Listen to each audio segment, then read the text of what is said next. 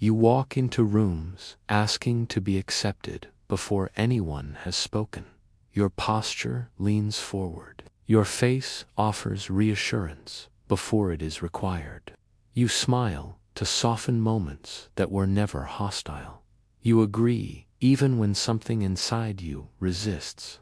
You fill silence with noise because quiet exposes you. People notice this, even if they never say it out loud. Human beings do not need cruelty to recognize weakness. They only need instinct. When others sense that you need their approval, something fundamental shifts. Respect drains away. You become categorized, safe, predictable, harmless. And harmless men are not feared. They are not followed. They are tolerated. There exists another form of presence. It does not seek attention, yet it pulls it inward. It does not demand validation, yet it commands space. It is not loud, but it is heavy. People feel it before they understand it. This presence does not come from aggression. It comes from self-sufficiency, from a man who no longer negotiates his worth with the room. Niccolo Machiavelli understood this centuries ago. In the quiet corridors of power, he observed that rulers who sought affection were always replaced. Love fluctuates, approval shifts, but respect rooted in awe holds firm. This is not a discussion about self-esteem. It is not about affirmations or optimism. This is an examination, a dismantling of habits that quietly drain authority from your life. What you perceive as weakness is not a lack of strength. It is leakage. Authority bleeding out through daily behaviors, so familiar you no longer see them. Stop the leak, and pressure builds. Pressure creates force. The first cut is simple and brutal. The agreeable persona must die. You were taught that kindness guarantees safety, that compliance earns reward, that politeness shields you from conflict. Yet look closely at outcomes. Those who take space advance. Those who bend are stepped over. Machiavelli warned that a man who commits himself entirely to goodness will be destroyed among those who do not play by the same rules. Excessive niceness is not virtue. It is a plea. It signals surrender before engagement even begins. There is a difference between civility and submission. Civility is chosen. It is discipline. It is conduct governed by internal law. Submission is reflexive. It exists to avoid discomfort. The man with weight is civil. He is calm. He is measured. But he does not offer warmth as a bargaining chip. His politeness is not bait. When crossed, he does not explode. He withdraws temperature. He becomes cold. Predictability vanishes.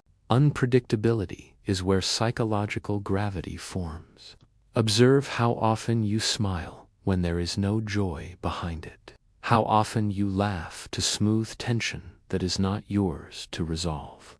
These are signals of deference. Remove them. Hold your face neutral. Let silence exist without rushing to repair it. Allow people to wonder what you are thinking. They will become uneasy. They will ask if something is wrong. That discomfort marks a shift. You are no longer readable. You are no longer safe. You have become opaque. The second extraction is silence. Most people fear pauses. They race to fill them. Words spill out, not to communicate, but to relieve anxiety. Silence feels like exposure. Those who understand power create space instead of filling it. Silence operates like gravity. Others rush to escape it. They explain too much. They concede ground. They reveal information they never intended to share. Delay your responses. 3 seconds is enough. Maintain eye contact. Let their thoughts race ahead of your words. When you speak, slow down. Speed signals urgency. Urgency signals dependence. If interrupted, stop speaking entirely. Do not escalate. Let the interruption sit in the room. Resume only when silence returns. You did not fight for authority. You demonstrated ownership of it. The third removal is dependence on external validation. Approval is currency. When others can raise or collapse your emotional state with a sentence, you are owned. True composure is internal. Praise does not inflate it. Insults do not puncture it. When someone does not need you to like them, it unsettles you. Social exchange breaks down. There is no trade to complete. People will attempt to provoke reactions. This is where restraint becomes dominance. Do not defend yourself. Defense grants authority to the accuser. Explanation signals submission. A neutral acknowledgement or complete indifference strips the attack of power. There is nothing more unsettling to a manipulator than someone who is bored by them. At this point, ask yourself honestly, how much of your behavior exists solely to be approved of? The fourth shift is physical. The body communicates before language. Shrinking postures signal caution. Collapsed shoulders broadcast apology. Expand. Open posture exposes vital areas. In social dynamics, exposure signals fearlessness. You are not bracing for attack. Sit with space. Stand evenly grounded. Move deliberately. Your eyes must slow down. Scanning is prey behavior. Focus is predatory. When you look, lock in. When you move your gaze, do it intentionally. When walking, choose a line and keep it. Do not dance around others. Momentum decides space. Those with purpose create pathways. Others adjust. The fifth withdrawal is availability. Attention is the most traded resource of modern life. When you give it endlessly, it loses value. Constant availability signals need. Leave early.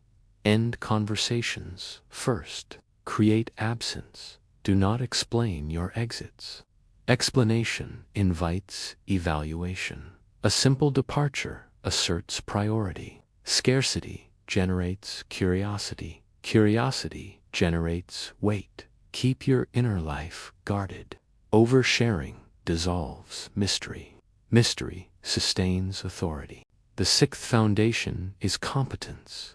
Without capability, restraint looks hollow. Silence becomes awkward. Presence becomes unsettling for the wrong reasons. True confidence grows from evidence, kept promises, solved problems, mastery earned through effort. Skill anchors composure. When you know you can handle pressure, you do not rush, you do not flinch. Be the person others turn to when systems fail. Not the loudest voice, but the steady one. The seventh acceptance is being cast as the villain. You cannot prioritize yourself without disappointing someone. Boundaries offend those who benefit from your absence of them. Accept it. Being disliked for the right reasons is unavoidable. Refusing guilt is liberation. You do not owe constant access. You do not owe explanation. You owe your potential, the conditions, to mature. Those who call you selfish often relied on your compliance. Let them talk. Transformation does not happen overnight. Begin with geometry. Walk slower tomorrow. Pause before responding. Remove unnecessary apologies. Do not seek reassurance. Discomfort will arise. The old patterns will resist extinction. Let them. What replaces them is not aggression, it is gravity. People will speak differently around you. Jokes will soften. Eyes will linger. Distance will form. That distance is respect. You are not meant to blend. You are meant to stabilize. Machiavelli never wrote for the crowd. He wrote for those willing to carry solitude in exchange for authority. Here is the final question. Are you prepared to be respected, even when it costs you comfort? If this changed how you see yourself, support the channel by liking the video and subscribing. And if you want to explore the material that cannot be shared publicly, the deeper frameworks that platforms restrict, those exist beyond the surface. Most people will stop here. That is intentional.